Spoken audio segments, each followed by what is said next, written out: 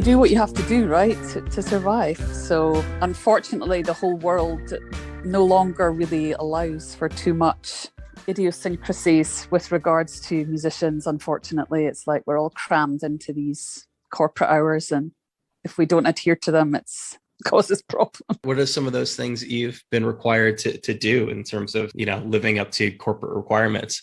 I just feel that the world is becoming more and more rigid, and like I said, any kind of idiosyncratic behavior is kind of looked upon as shocking and unacceptable, and musicians are expected to sort of be a certain way. I think it's quite different from when I first became involved with music, and things were just a bit looser and a bit more fun, and having to do Zoom interviews and things like that, and live streams and all that shit. It's just like wasn't the world I was introduced to back in the early 80s when I started out. I think there's two things at play here, right? There's sort of the broader, obviously music in general, as the world has as well, has become more corporate. But then Zoom interviews is at least a little bit of a result of what's happened over the past year and a half. Of course. But I mean, I don't think it could have played into the hands of corporate America better, right? I mean, it just suits them down to the ground. So personally, I find it a little ghastly, but you either do it, as my manager said to me, you either do it or you don't do it. If you don't do it, you don't get any press. It's up to you. Because we were releasing a new record, and I was like, oh, okay, okay, I'll do it. Because obviously as a band, you need press, you need coverage, you need support, so you're kind of cornered into a sort of way of working that isn't necessarily the most inherent to your process. I think that's fair. I mean, certainly before the pandemic, I was doing all of these in person, but obviously it can't really be done at this point. Again, you've been doing your own podcast for, I guess, maybe 2-3 years now. Are you more comfortable on the other side of the microphone when it comes to interviews? I don't necessarily feel comfortable, but I love doing it. It's been an extraordinary gift at this point in my life. It's like going to music class, basically, to learn and study under these amazing minds. I've really, really can't believe I've been given this opportunity at this point in my life. I've loved every second of it. The music thing is something that you've been doing for some time now. You still feel like there's a lot to learn? Of course, yeah. I mean, there's always things to learn, right? I think when you stop learning, you may as well give up and just walk away. I mean, the great Pablo Casals, when his 90th year, was asked why he, continued to practice every day. And he said, because I still think there's something to learn. I mean, you never stop learning, I don't think, about what you love doing. Just always discover something new every day. So yeah, to sit down with all these amazing people and learn from them has been exciting and stimulating and inspiring. Was that the initial impulse behind starting this, or were you just kind of looking to, I don't know, maybe get out of your comfort zone a bit? No, I mean, the offer to become the host of this podcast came out of the blue. It was Rishikesh Hirway from Song Exploder called me up and just said, listen, I'm working on this new idea for a podcast, and I think you are the person that should be the host. And I was like, really? And I was very nervous about doing it. I didn't feel like I was educated enough. I didn't feel I was smart enough. And it was actually, again, my manager who was like, you're an idiot if you turn this down. You're a fucking idiot. And I was like, I just feel like it's too much, and I feel like my depth. And he was like, you're an idiot if you turn it down. So I said yes. And then I did the first season, and I was really hooked. I just really loved the process. I met these extraordinary artists. I mean, what's not to love, right? So I'm glad I did it in the end, but I continue to feel a little out of my depth, I guess. But, I think the kind of person I am, like, I'm never going to feel educated and authorized. So here we are. What is your sense of what he saw or heard in you that he thought that you would be the right person for this gig? I don't know. I have absolutely no idea. You still haven't figured that out a couple of seasons in? I am curious, right? I'm a really nosy person. Like, I'm really curious about other people. I love musicians in particular, and I'm curious about them, and I'm empathetic. Not that, I mean, there's a billion one people that could have gotten the call, but I got the call. I'm also incredibly lucky. I'm a lucky bastard. I have my whole life I've been given these extraordinary opportunities, and why this continues to happen to me, I'm not entirely sure. But Rishi obviously saw something in me that he thought would work in this context, and I think we've all been surprised by the reception. It's been quite delightful. I think it's important to contextualize things, or at least appreciate in life where luck has played a role. But surely at a certain point you must sorry, that was an airplane joke. I know, it was funny. At a certain point you must feel like, oh, I'm doing something right, or at least I can appreciate why people appreciate this thing that I'm doing. I don't know, I come from, my father's an academic and has literally marked every single thing I've done in my life out of 10.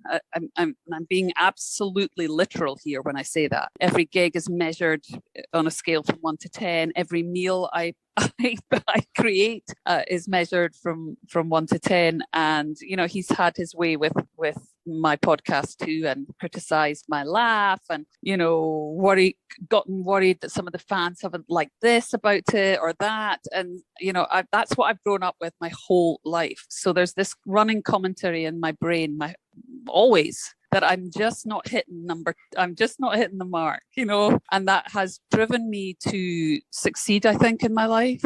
But it's also caused me a lot of angst, unfortunately. So I never really feel that I've achieved anything ever, because I never get 10 out of 10 from my dad. I mean, it's crazy. I can appreciate that from the standpoint that you're not content to rest on your laurels, but you can certainly be motivated by negativity, and that will push you to be better. But I don't know, at a certain point, if you're going to continue to do something, music specifically, for as long as you've done it, it must feel like something is going right somewhere down the road. Of course. But, negativity has been a huge driver in my life in a funny way. Whether I want it there or not, it exists. And so I've learned to sort of lie in bed with it. You have to.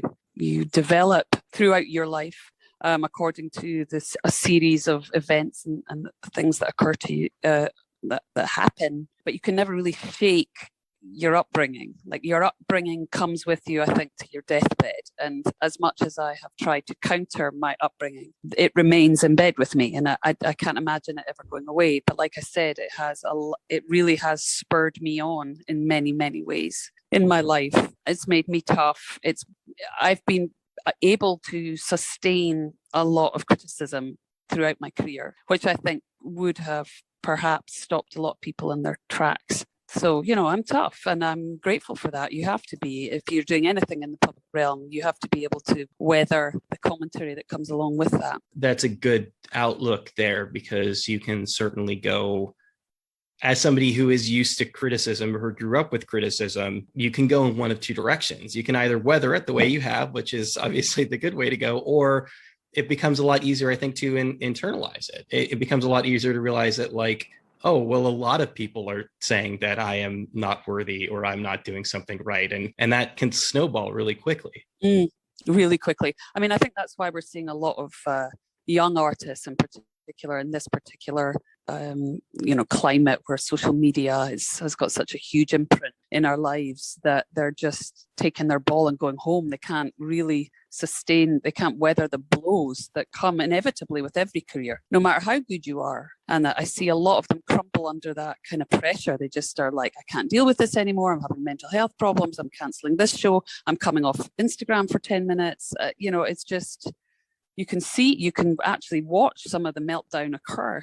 And I have a lot of sympathy for these kids, because criticism, like I said, comes with the territory. It sounds like you largely tend to internalize it, and Garbage specifically has been a very consistent lineup over the years. So clearly you all seem to get along with each other, or at least put up with each other. Does that sort of criticism ever manifest itself in more of kind of an external way, in that does it also make you harder on others? Ooh, I think that a particular period in the band's career, that the criticism we endured was A, unexpected, B, complete.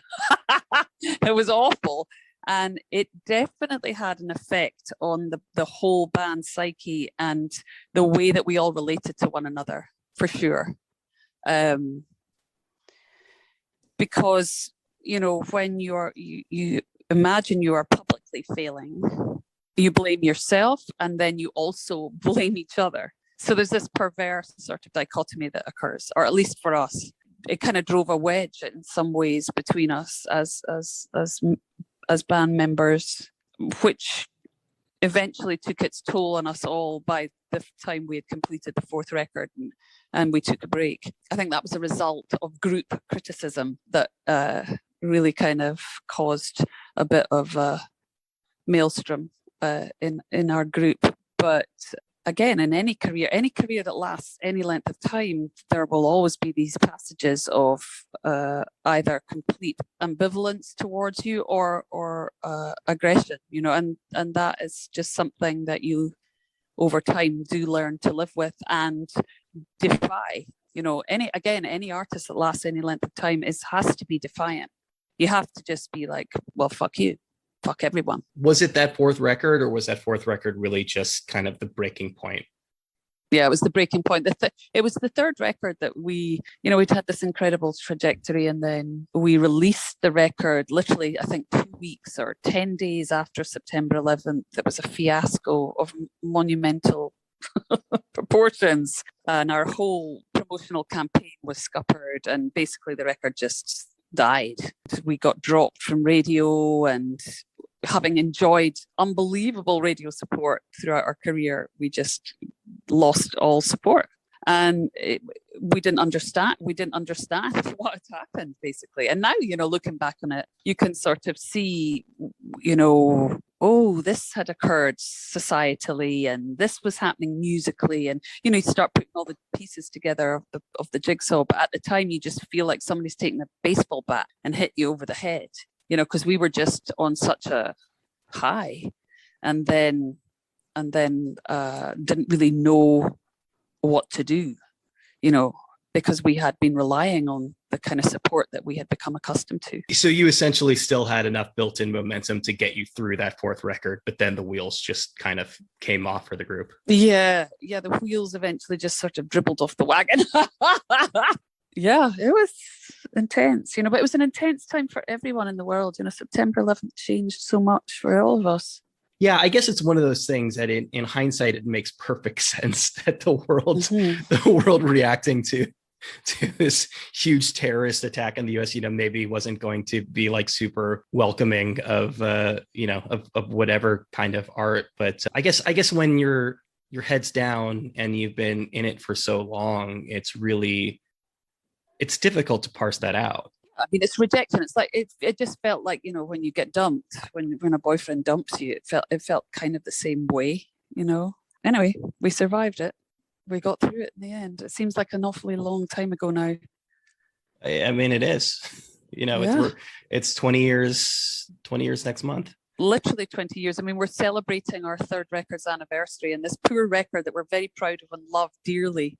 Again, a very idiosyncratic record and very esoteric in the way that we approached it. We're very proud of it. I think we took a lot of risks and we got punished for it. But, now that we have survived, we're like, wow, we've got a shitload of great songs in our arsenal, that we can, pull out on any given day. And it feels like we feel a little vindicated, I guess. A lot of the songs on that record have become sort of live favorites. The fans who initially were really disappointed in us, like furious with us, have now, written us a lot of messages on social media saying, you know what, I hated this record when it came out. We're so disappointed in you. I was furious with you. And now, it's my favorite garbage record. So there is a feeling of like, yes. Vindication. Yes. So again, there are these larger societal forces, but very rarely, certainly in this day and age, very rarely can you use words like idiosyncratic and esoteric to refer to like a huge pop record. Did it feel that way when you were making the record? Did it feel like a left turn? Did it feel like something that might alienate some of the built-in fan base? We didn't expect alienation. I mean, we did know that we were taking a lot of chances, but we thought that was the natural order of things. Like, we felt like we'd be really dull to just let's churn out another record that sounds exactly the same as the last two records. We wanted to take some chances and we wanted to explore. We felt it was a very modern approach to not just be pinned down as a guitar-driven alt band. Like, we felt like we wanted to explore other, areas of sound and production in particular. Yeah, we played. I remember playing the record for our management, Q-Prime management, who are, a very respected company. They're really smart. They've got so much experience. And they too were entranced with this record. They were like, you've made a fucking great record. And everyone was really on a high. We were really excited. We brought in a lot of early press journalists to come and listen to the record. They too had a great response to it and wrote great reviews. And then, the world shifted on its axis, and all of a sudden, the White Stripes and the Strokes were where it was at, and we had made a record that sounded very glossy, heavily produced, and of course the Strokes and the White Stripes were bringing in garage, raw garage sound. And I remember, I've told this story a million times before, but it always thrills me, as I was on Amazon.com and I was like, who is this band, the White Stripes? And I clicked on one song from The Still, I think, and I clicked on it, and about 30 seconds went by. Jack's voice came in, and I literally in my head went, "Oh, we're in trouble. Oh shit, we're in trouble." Like, I knew it deep down. I knew it. I was like, "This is, first of all, it's irresistible and incredible, and this is out of step with the record we've just made. So we're fucked." If the story did end there, having two well-received records is still a lot more than most people in this world get. Yeah, I mean, we've just had a highly regarded, beautifully reviewed seventh record, of which we're enormously proud of. And we don't feel our story is ended whatsoever, nor do we necessarily, for all our own mental fuck-ups and struggles with criticism and failure, in inverted commas. I think it doesn't stop our enjoyment or our pride in the work. We love all our records. We don't believe we've ever put out a poor record, ever. We've struggled to make sure that the records are really strong. Now, whether other people, at the time respond to it upon release is one thing, but we watch the response from the crowds every night when we play. And, the crowd will very quickly tell you whether something's a good idea or a bad idea. If you get a great response to something, that says it all. It doesn't really matter what the critics are saying if people in the room are responding to what you're playing. Certainly there are positive things to take away from slowing the momentum or backing away and being able to re-examine things. Do you think that moment having come when it did was ultimately a positive? I do, actually, perversely enough. I mean, look, I'm a soon to be 55-year-old woman working in the music industry, playing and making records and being distributed by one of the largest record labels in the world. I feel like that says it all. Do you know what I mean? Like, that says it all, because it doesn't happen to very many women.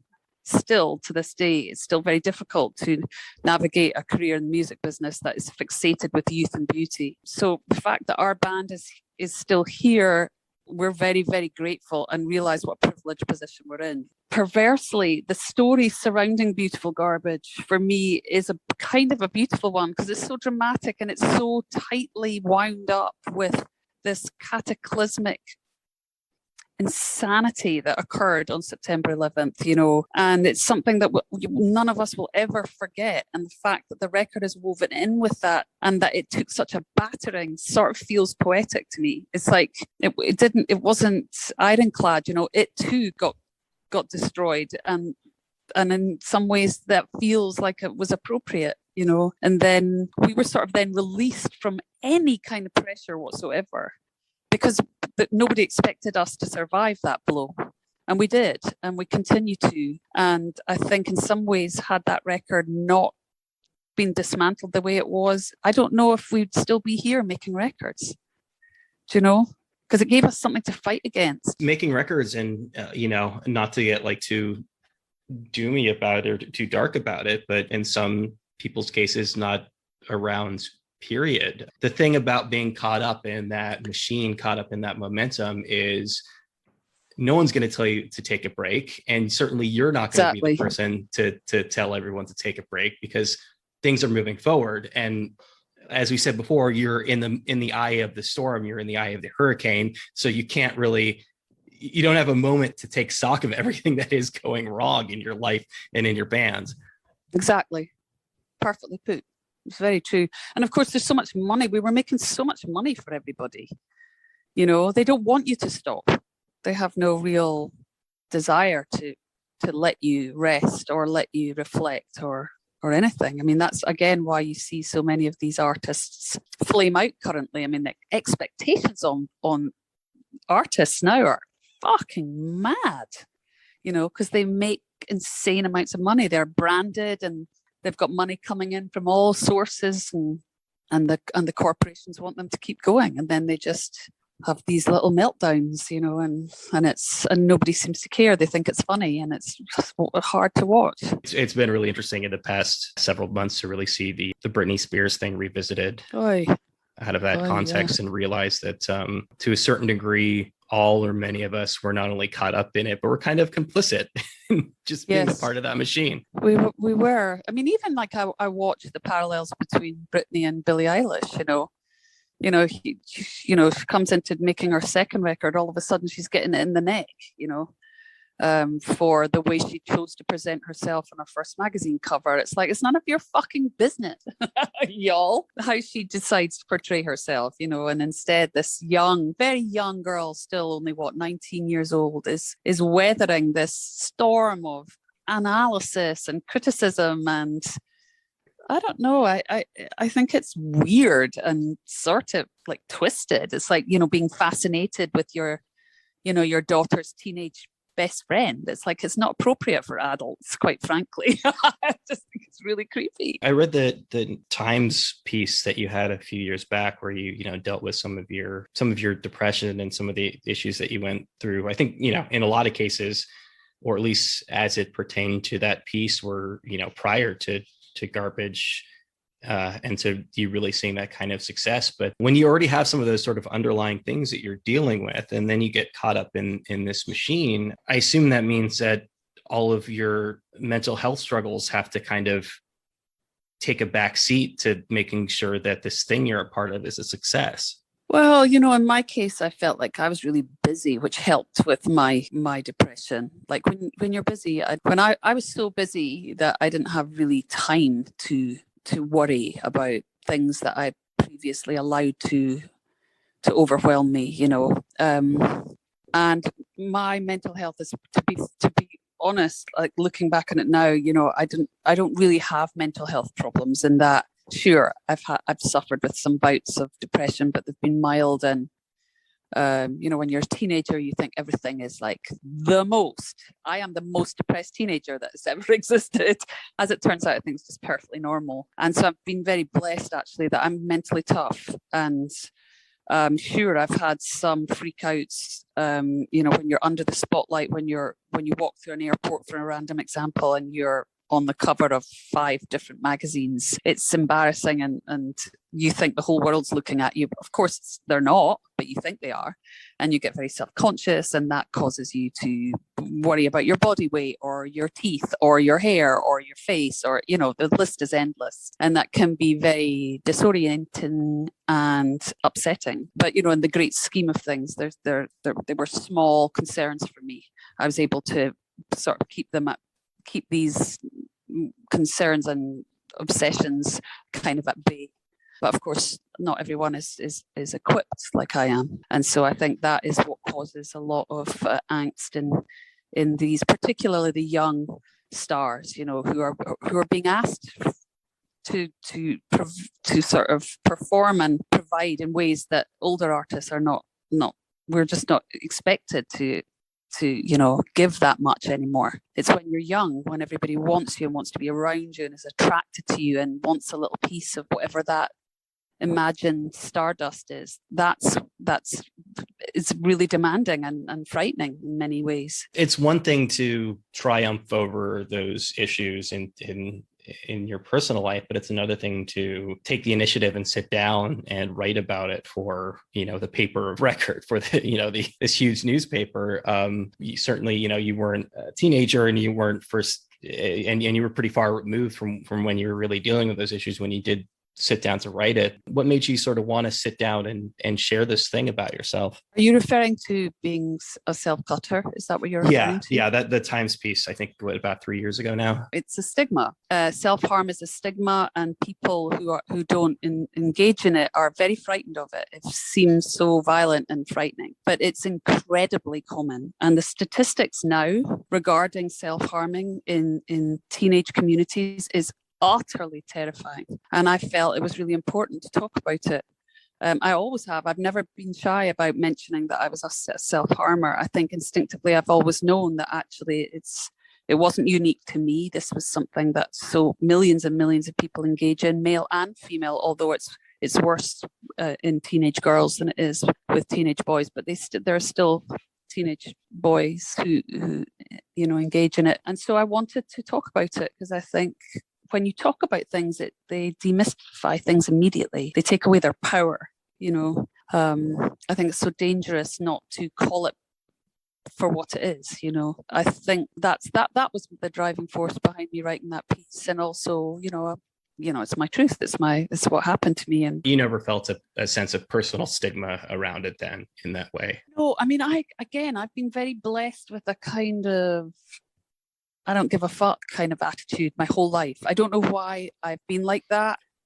I think it was, again, a sort of rebellion against my dad who wanted me to be a certain way. And I was just like, I will. On the face of it, these two things feel in conflict, of feeling sort of internalizing that and being hypercritical, but also not giving a fuck. These almost feel like two opposing forces. You're asking me why. They're two different things. Because one, you're asking me why did I feel stigmatized? And I'm saying, no, I didn't, because I've always felt like against my dad. I was just like, I don't care what you think. I'm going to do me, So no, I didn't feel stigmatized, which is different from the actual act of cutting. Do you see what I mean? More kind of abstractly in life, in that part of you that you are somebody who doesn't give a fuck, but then there is a part of you who like almost gives too many fucks. Of course, I give far too many fucks. I mean, you're absolutely right. I care too much about everything.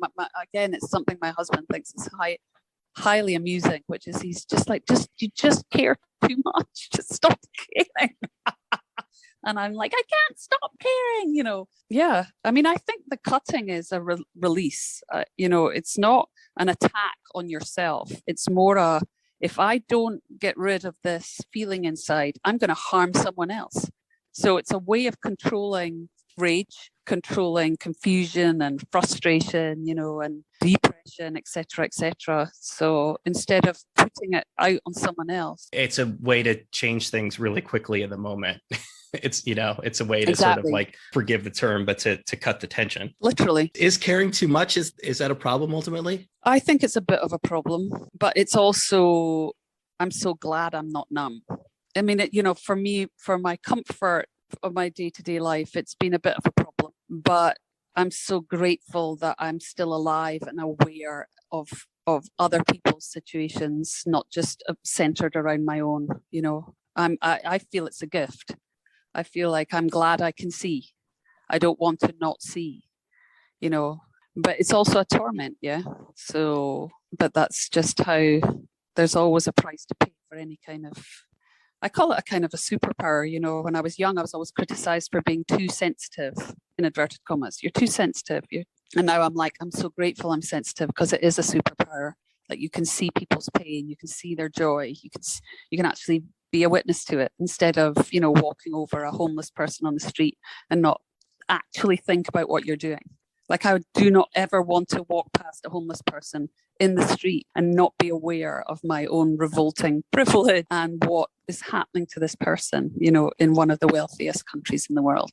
I don't want to be that numb. I do think there is a certain amount of compartmentalization that just has to happen in order for us to kind of function in society, right? I mean, it is. Of course, yeah. There's a threshold that you cross of caring too much, where you can't function anymore. Well, there's self-preservation, right? So there's a lot of that as well. But yeah, it's complicated. I mean, we're all so different.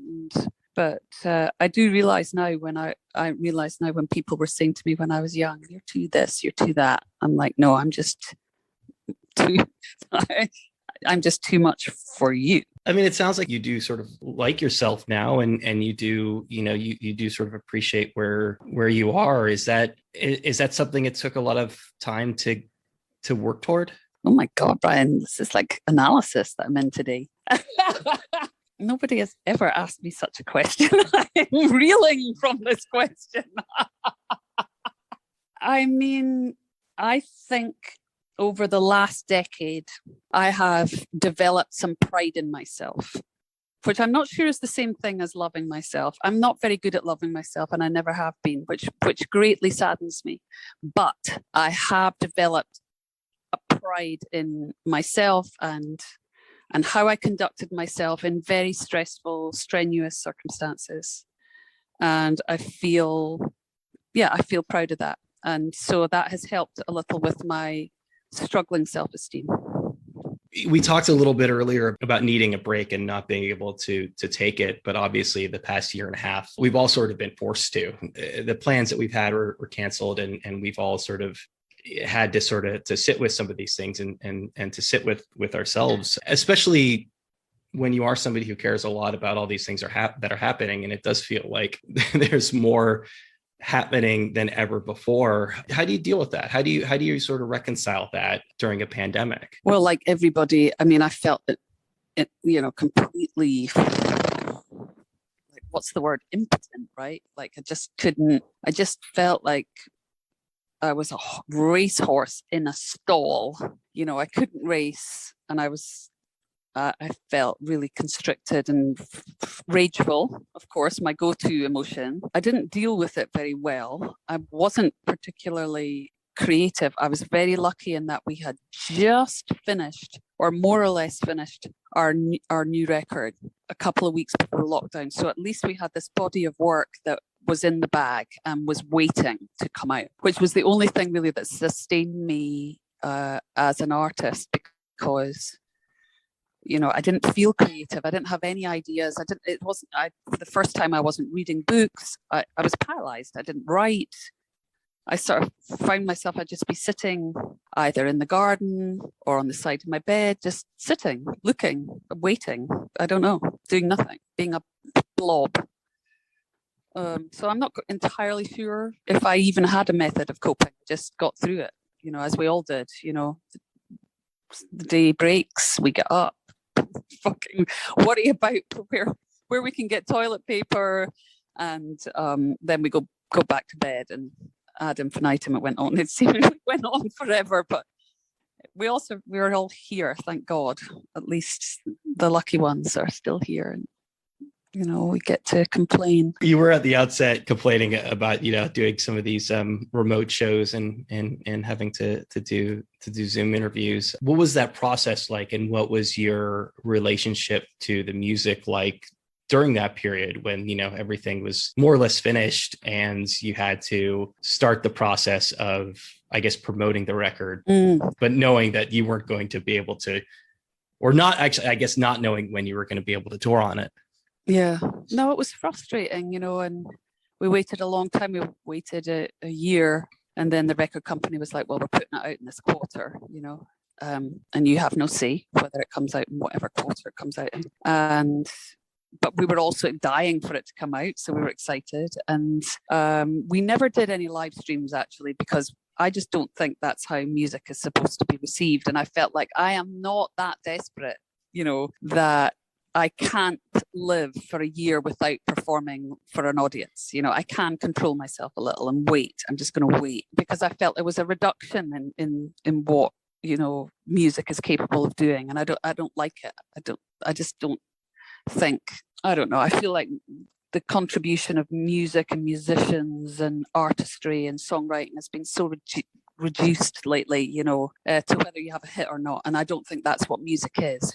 Music is proper connection for me. So we didn't do any of that. But yeah, you're right. When the record company said, okay, you're going to start doing promo and we're going to do it all by Zoom. And I've got attention disorder, like a bit of attention deficit disorder. So when I was doing these Zooms, I'm trying to answer a question, and instead I'm looking at myself, looking at the interviewer, looking down and maybe having a little sip of their coffee, or somebody comes into the side of the screen and you can see them, somebody's whispering to the interviewer. I mean, it's a fiasco, right? I mean, it's just things that you can deal with in real life when you're in the room becomes so like, augmented on screen. It's like very distracting and and weird and creepy, and I don't know. It's just odd. But anyway, I did it. You're touring again, so... Yes. Well, it's great when you're actually on stage, but it's very strange because, of course, we're all really worried about COVID still. We have very high concerns. So there's a bubble, we set up all these bubbles, backstage bubbles, band bubbles, everyone's wearing masks all the time. And there are no guests backstage, and it's weird. It's very different, because normally you go out and tour and you have people come every night backstage and you're having little sort of mini parties and socializing and having fun. And instead, in this case, it's just me and the band, me and the boys, just in a small room looking at each other with our masks on. I mean, it's fucking weird, really weird. We touched on this before about getting to a point where you don't have to worry necessarily about expectations or, reception in the same way that you did on those first few records. Being able to sort of pull that away, is that part of what enabled you to tackle the kinds of subject matter that you did on this last record? No, I just think it had gotten to the point, where I felt it would be inauthentic to not cover what I was talking about all the time privately with my friends, with my family. I mean, literally, all of us were talking about these things, these subjects all the time. And, I think as an artist, as a band, as an artist, as a writer, as you get older, you become, people. It's not like you're the brand new thing, right? So you're not. People aren't excited about you releasing a record. But the important thing is that you make good work as you possibly can. And I think the secret to that is, how can I be my most authentic self? That's my most original story. I mean, there's just a plethora of music and sounds out there. The only thing that we have to distinguish ourselves at this point is our story, our original, authentic story. And I just allowed that person, that voice, to come out on this record. And I was very lucky with the band who never really questioned me on it and supported me on it, and never really said, well, I think that's maybe alienating to some people. Or, I mean, they never even asked me about a lyric, not once. They just kind of brought their music fire to what I was bringing melodically and lyrically to the table. And they sort of met me, the intensity was met, and that allowed me to believe that they supported me in that regard. I mean, we're all very similar. We're all on the same boat in terms of how we kind of look out at the world. Our politics are very similar. And so I knew they would be behind me, but it was nice not to be shaken at any point during the recording process. They were just like, they are with me, which I really appreciated. There must also be a freedom in knowing that on the fan side, the people that have followed you up to this point they're on board, right? They're not just people necessarily jumping on because they heard that first radio song. So they're kind of with you for the long haul. It certainly seems that way. I mean, we've been blown away by fan loyalty, I must say. And the reception to this new record was so enthusiastic. We were quite shocked by that, actually, as how delighted they were. But I also feel like we are proud of the fact that we have a record that, again, and somewhat like Beautiful Garbage, which has these sort of ties to this cataclysmic occurrence in 2001 with No Gods, No Masters. It's really tied to this moment in time. It's a record that couldn't have been made at any other time. It reflects the times we made it in, and that feels vital to me, and something I'm really proud of, that we didn't turn away. We were able to, in some ways, just shine a light on these weird times that we're living in. That's the tightrope walk, though, right? Is being able to both be in the moment and referential of the present, but also have it be something that hopefully people can come back to, fingers crossed, when we're out of much or most of this. Yeah, God willing. Is there just sort of an expectation after every Garbage record that there's going to be another one, that you're going to keep doing this? I wouldn't say expectation, to be honest. Although, again, we are in a really lucky place in our career where if we want to make another record, we know there'll be interest in it, which seems like a unbelievably privileged position to be in, and something that I never can quite get over. So yeah, I mean, Garbage is such a weird band. Like, we don't plan, we don't talk, it's just peculiar. I don't know how we stumble from pillar to post, but that's how we operate. We literally stumble from pillar to post, and somehow we come up smelling of roses, but it's a disaster in so many ways. This band of ours is just a hot mess. But also, you found your greatest success with the one thing in life that you're not overthinking. Maybe so. I don't know. That's a good point. But we were delighted. We were really delighted and surprised by the reception No Gods, No Masters received, and that it was all over the world, that we were getting these lovely reports and from, about the reception. And it's so exciting, to be at this point in our career. It came as this bolt of energy, which does help propel you through shows, which are, as you get older, more and more increasingly difficult to sustain. Energy on stage is like, wow, what used to be super easy, now I'm more aware of my body and my energy levels and how the heat affects me. And, there are practicalities that you never expect all of a sudden come into play.